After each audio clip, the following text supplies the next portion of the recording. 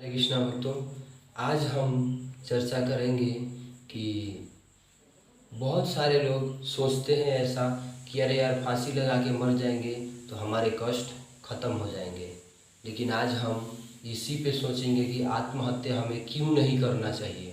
शास्त्र भी इस बात को मना करता है और हमारा देश के कानून भी इस बात को मना करता है। फिर भी हम लोग अपनी खुशी के लिए कर लेते हैं आत्महत्या, ठीक है। इसीलिए उसको कहा गया खुद खुशी। लेकिन खुद खुशी तो यहाँ पे तो चलो अपनी मर्जी से कर सकते हो, लेकिन शरीर त्यागने के बाद अपनी मर्जी नहीं चलती है।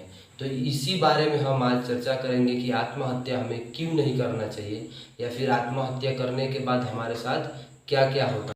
हम चलते हैं पद्म पुराण प्रथम भाग सृष्टि खंड अध्याय नंबर 60 और श्लोक नंबर 82 से 91 नंबर तक श्लोक तक शिव जी कार्तिक जी से ये सब बातें समझा रहे हैं। कह रहे हैं कि जो लोग गले में फांसी लगाकर या जल में डूबकर या किसी अस्त्र शस्त्र से अपने आप को मार के या फिर विष से खाकर जहर खाकर अपनी हत्या करते हैं, वो लोग इसी लोक में प्रेत योनि में जाते हैं, या वो प्रेत लोक में बहुत दिनों तक रह के उनका कभी भी मनुष्य योनि में प्राप्त नहीं हो पाते। वो श्री जी ऐसा कह रहे हैं कि वो कभी भी मनुष्य नहीं बनते हैं, और अगर उनका जन्म होता भी है तो पशु को मल मूत्र के अंदर जन्म होता है। जैसे कि भैंस का गोबर हो गया, गधे का गोबर हो गया, कोई भी जानवर का गोबर होता है मल मूत्र, उसमें जो कीड़े होते हैं वो सब फांसी लगा के ही आते हैं। तो ये सब वो सब फांसी लगा के आते हैं, इसलिए उनको शिव जी कह रहे हैं कि वो लोग अगर मनुष्य जन्म तो मिलता ही नहीं है, मनुष्य जन्म का तो बात ही खत्म है, लेकिन अगर जन्म भी मिलता है तो पशु के मल मूत्र के अंदर जन्म लेते हैं और फिर वही खा पी के वही मर जाते हैं। तो आइए हम चलते हैं वराह पुराण में। वराह पुराण के अध्याय नंबर 182 से श्लोक नंबर 44 से 46 नंबर तक श्लोक तक वराह भगवान पृथ्वी देवी से कहते हैं कि जो जन पाखंड पूर्वक गृहस्थ या आश्रम धर्म कोई भी धर्म हो पाखंड से पालन करता है, या फिर नशा करता है, या जुआ खेलता है, पर स्त्री संग करता है, या फिर मांस मछली खाता है, वो जन भी भूत योनि में जाता है, भूत प्रेत बन जाता है। या फिर जो दूसरे की कन्या को धन लेकर विवाह करता है, धन लेकर प्राप्त करता है, वो भी भूत योनि में जाता है।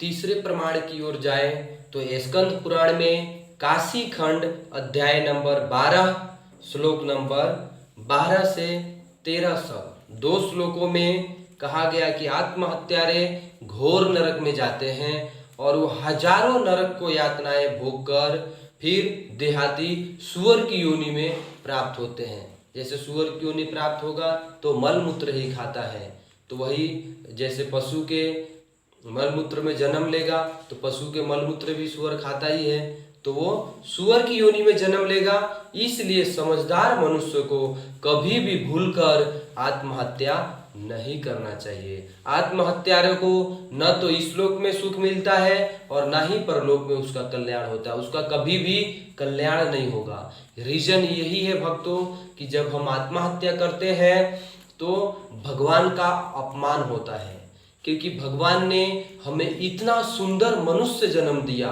84 लाख योनि में से सबसे सुंदर मनुष्य जन्म होता है, और फिर हम उसी को त्याग देते हैं, यानी कि भगवान का अपमान होता है। भगवान की बनाई हुई वस्तु को हम लोग तुच्छ समझने लगते हैं, नकार देते हैं, इसलिए भगवान अपना अपमान सह नहीं पाते हैं, इसलिए हमको ये दुर्गति प्राप्त होती है। भगवान ये सोचते हैं कि अरे यार इसको इतनी सारी योनियों में से ऊपर करके इसको सबसे ऊपर मनुष्य जन्म दिया और फिर भी इसने मनुष्य जन्म को व्यर्थ गंवा दिया। इसीलिए कहा गया है मनुष्य जन्म अनमोल रे, इसे मिट्टी में ना घोल रे, अब जो मिला है फिर जो मिलेगा, कभी नहीं कभी नहीं कभी नहीं रे, हरि नाम तू बोल रे, जीवन में रस घोल रे, अब जो मिला है फिर न मिलेगा, कभी नहीं कभी नहीं कभी नहीं रे। इसीलिए भक्तों, इस जो जन्म मनुष्य को हमको मिल गया है तो इसको मिट्टी में ना घोले, आत्महत्या ना करे। जिंदगी में दुख सुख आएंगे उसको काटिए, वो आपको कर्मों का ही फल है। ये मत सोचिए कि मैं दुख सुख से छोड़ के आत्महत्या कर लूंगा तो हम सुखी हो जाएंगे। नहीं भक्तों, ऐसा कदापि नहीं हो सकता। दुख तो आत्महत्या करने के बाद हमारा फिर से एक नया दुख चालू हो जाएगा, जो कभी भी, शिव जी ऐसा कहते हैं, जो कभी भी समाप्त नहीं हो सकता। ऐसा दुख ही दुख हो जाएगा।